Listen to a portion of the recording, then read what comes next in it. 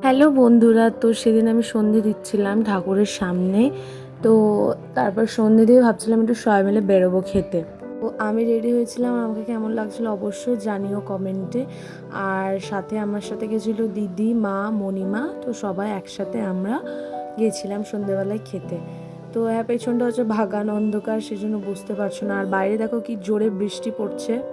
একটু ভাবলাম সবাই মিলে টাইম স্পেন্ড করবো, তো বৃষ্টি চলে এলো।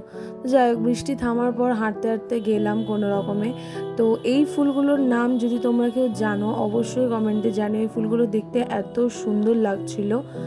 তো তারপর আমরা খেতে চলে গেছিলাম। তো এখানে মোমো, চিকেন মোমো অর্ডার করেছিলাম, 4 জনের 4টে। তো সেটাও খাচ্ছিলাম। তো এত কপাল খারাপ, সেটা খেতে খেতেও বৃষ্টি শুরু হয়ে গেছিলো।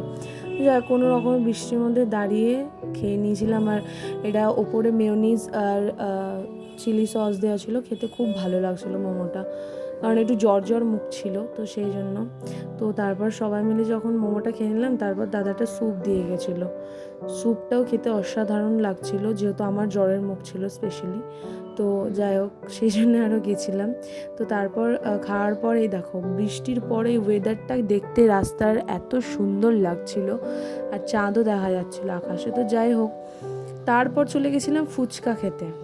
জল ফুচকা খাইনি, দই ফুচকাই খেয়েছিলাম, কারণ মোমোর পর না ফুচকা খেতে খুব ভালো লাগে। তো এইটা খেয়ে তো পেট একদম ভরে গেছিলো।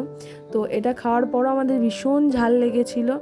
তো এটা খাওয়ার পর আমরা আবার আইসক্রিমও খেয়েছিলাম সবাই মিলে। আমি আমার ফেভারিট চকোবার ফ্লেভার নিয়েছিলাম আইসক্রিমের, কারণ এটা আমার বড্ড ফেভারিট। আর ওরা আই থিঙ্ক অরেঞ্জ আইসক্রিম খেয়েছিল। তো সেই ক্লিপটা আমি নিয়েছি, তোমরা দেখো। এরকম বাচ্চাদের মতো খাবে। এটা মা, আর পেছনে মনি আর দিদিও আসছে। তো যাই হোক, খাওয়ার সময় দেখো রাস্তা পুরো ভেজা আসার সময়। তো যাই হোক, এই যে বাড়ি চলে এসেছি। তারপর পেছনে বাগানটা দেখিয়ে দিলাম। যাই ভিডিওটা ভালো লাগে লাইক করে দিও। Bye bye.